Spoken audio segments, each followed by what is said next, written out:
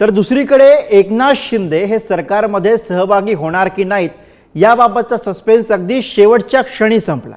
खरं तर शपथविधीला 1 तास बाकी असताना सुद्धा एकनाथ शिंदे यांनी उपमुख्यमंत्रीपद स्वीकारण्याबाबत कोणताही निर्णय घेतलेला नव्हता। पण शिवसेनेच्या नेत्यांचा आग्रह आणि संकटमोचक गिरीश महाजन यांच्या शिष्टाईनंतर एकनाथ शिंदे उपमुख्यमंत्रीपद स्वीकारण्यास तयार झाले। बघूयात या संदर्भातला स्पेशल रिपोर्ट। एकनाथ गंगूबाई संभाजी शिंदे ईश्वर साक्ष शपथ घेतो की अखेर एकनाथ शिंदेंनी उपमुख्यमंत्री पदाची शपथ घेतली आणि याच बरोबर ताणलेल्या सस्पेन्सला पूर्ण विराम मिळाला।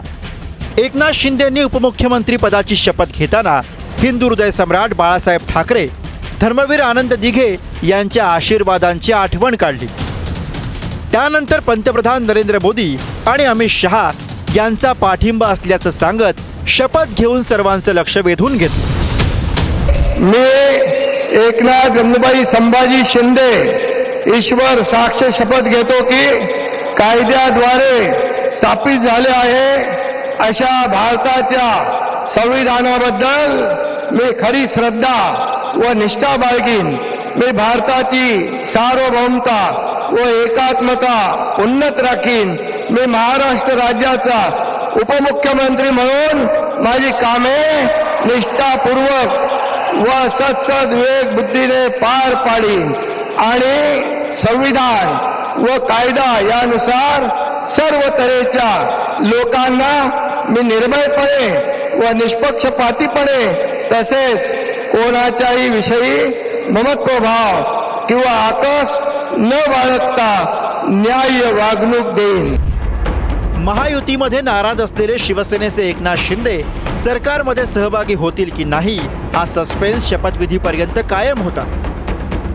हा सस्पेन्स शपथविधी सोहळ्याच्या व्यासपीठावरती देवेंद्र फडणवीस आणि अजित पवार एकत्र शेजारी शेजारी बसलेले असताना एकनाथ शिंदे मात्र दोघांपासून दूर बसल्याने अधिकच वाढला। त्यामुळे एकनाथ शिंदे सत्तेत सहभागी होणार नाहीत अशी चर्चा अधिकच बळावली।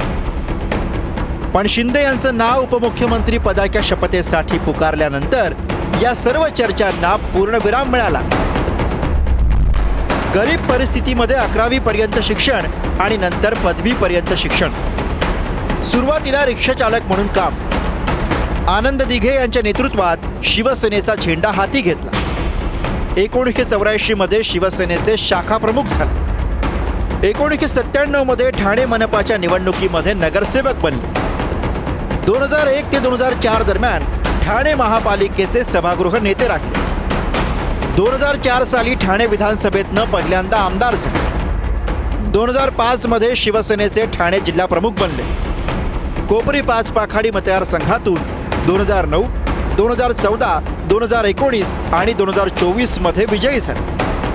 2014 मध्ये एकनाथ शिंदेंची राज्याच्या विरोधी पक्षनेतेपदी निवड झाली। 2014 मध्ये युती सरकारमध्ये एकनाथ शिंदेंकडे MSRDC खातं गेलं। मविया सरकारमध्ये नगर विकास आणि MSRDC खातं मिळालं। 2022 मध्ये शिवसेनेमध्ये बंड करत बाहेर पडले। भाजपसोबत सत्ता स्थापन करत 2.5 वर्ष मुख्यमंत्रीपदी राहिले। विधानसभा निवडणुकीमध्ये 57 जागा जिंकत शिंदेंची शिवसेना हीच खरी शिवसेना असल्याचं सिद्ध केलं।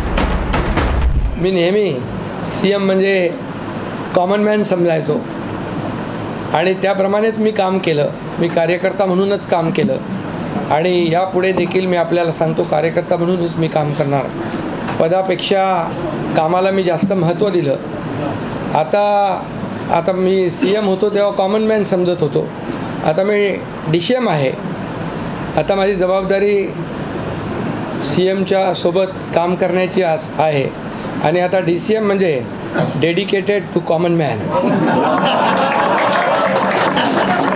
24/7 अशा प्रकारचं काम या ठिकाणी आम्ही करणार।